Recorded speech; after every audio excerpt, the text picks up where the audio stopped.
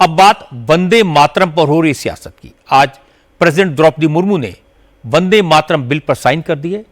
अब देश के हर नागरिक को राष्ट्रगीत वंदे मातरम का उसी तरह सम्मान करना होगा जैसे राष्ट्रगान जन गण मन का करना होता है। सभी सरकारी कार्यक्रमों में जन गण मन के साथ वंदे मातरम का गायन भी होगा। इस बार स्वाधीनता दिवस के मौके पर लाल किले की प्राचीर से भी वंदे मातरम गाया जाएगा। प्रधानमंत्री नरेंद्र मोदी की स्पीच से पहले वंदे मातरम के पूरे 6 स्टैंजा गाए जाएंगे। सरकार का कहना है कि यह फैसला इसलिए भी अहम है क्योंकि इस साल वंदे मातरम गीत के 150 साल पूरे हो रहे हैं। इसलिए आजादी के दिन का थीम भी वंदे मातरम रखा गया है। लाल किले पर जब पहली बार वंदे मातरम गाया जाएगा उस समय इंडियन एयरफोर्स के MI-17 हेलीकॉप्टर से लोगों पर फूलों की बारिश की जाएगी। उस हेलीकॉप्टर पर वंदे मातरम का बैनर लगा होगा। सरकार की तैयारी पूरी है लेकिन इसका विरोध भी शुरू हो गया। वंदे मातरम को लेकर सबसे ज्यादा राजनीति महाराष्ट्र में हो रही है। कांग्रेस के नेताओं ने आरोप लगाया कि सरकार मुसलमानों को परेशान करने के लिए जबरदस्ती वंदे मातरम थोपना चाहती है। इसके पीछे देश प्रेम नहीं, बीजेपी का रिलीजियस एजेंडा है। लेकिन deputy chief minister Eknath Shinde ने कहा यह हैरानी की बात है कि कुछ लोगों को राष्ट्रगीत में धर्म दिखाई दे रहा है। ऐसे लोगों को मजहबी चश्मा उतारकर देश के बारे में सोचना चाहिए। तो हिस्टोरिकल ऐतिहासिक क्षण होगा। हमारे देश के आदरणीय यशस्वी एवं लोकप्रिय प्रधानमंत्री इस बार लाल किले से वंदे मातरम कहेंगे।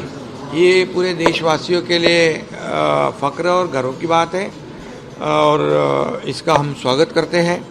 ये देशभक्ति और राष्ट्रभक्ति एक ऊर्जा और प्रेरणा देने वाला एक ऐतिहासिक क्षण है। मातरम कहते कहते लोग कितने हमारे फांसी पे चढ़ गए, हमारे बलिदान दिया हमारे स्वतंत्र वीरों ने।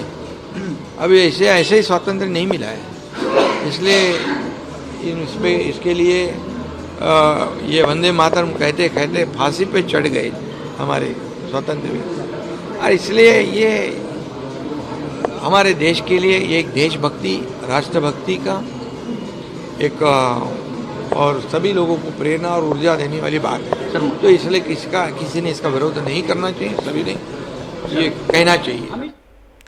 शिंदे को जवाब दिया आदित्य ठाकरे ने। आदित्य ठाकरे ने कहा अगर वंदे मातरम इतना ही जरूरी है तो शिंदे को बीजेपी के नेताओं से पूछना चाहिए कि जब यह बिल पार्लियामेंट में पास हो रहा था तो प्रधानमंत्री और गृह मंत्री सदन में मौजूद क्यों नहीं थे। वंदे मातरम का जब बिल आ रहा था तो प्रधानमंत्री महोदय और होम मिनिस्टर कहां थे? क्या ये अपमान नहीं है वंदे मातरम का? वंदे मातरम का तो अपमान है कि प्रधानमंत्री और होम मिनिस्टर स्वयं नहीं थे वहां। लेकिन सबसे ज्यादा विवादित बात कही महाराष्ट्र सरकार में मंत्री नीतेश राणे ने। क्योंकि कुछ मुस्लिम संगठनों ने ऐलान किया कि मदरसों में वंदे मातरम नहीं गाया जाएगा क्योंकि इस्लाम इसकी इजाजत नहीं देता। इस पर नीतेश राणे ने कहा कि जिन मदरसों को वंदे मातरम गाने से परहेज है उनकी सरकारी फंडिंग रोक देनी चाहिए।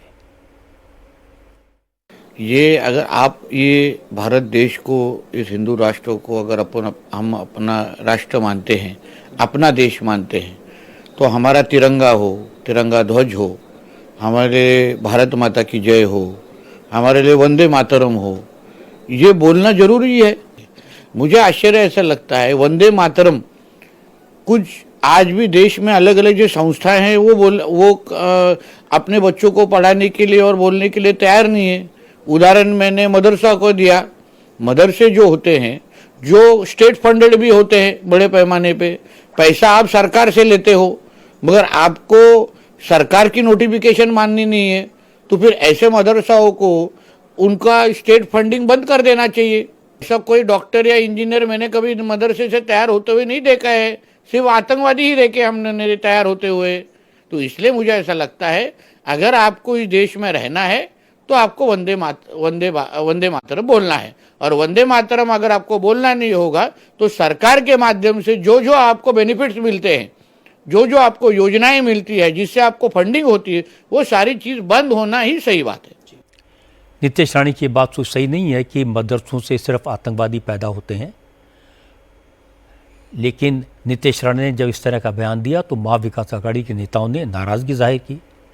कांग्रेस के नेता नसीम खान ने कहा कि बीजेपी का देश प्रेम सिर्फ दिखावा है, जनता में बीजेपी के खिलाफ नाराजगी है, इसलिए लोगों का ध्यान भटकाने के लिए बीजेपी ने वंदे मातरम का मुद्दा उठाया और नीतीश राणे जैसे नेताओं को नफरती बयान देने के लिए आगे किया।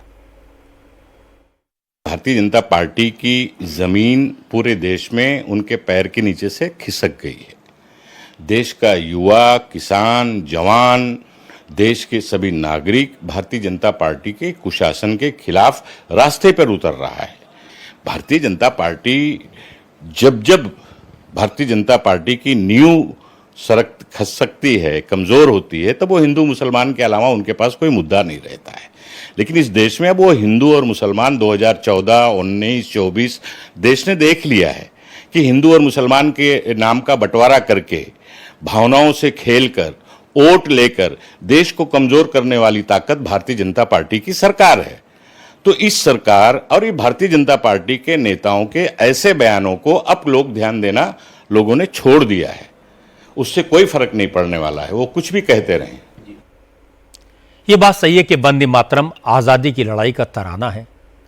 इस गीते 150 साल पूरे होने पर लाल किले की प्राचीर से इसका गायन भी जस्टिफाइड है। इस मामले को हिंदू मुसलमान की नज़र से देखना गलत है। ये भावना देशभक्ति से जुड़ी है, लेकिन भविष्य के लिए एक प्रैक्टिकल प्रॉब्लम होगी।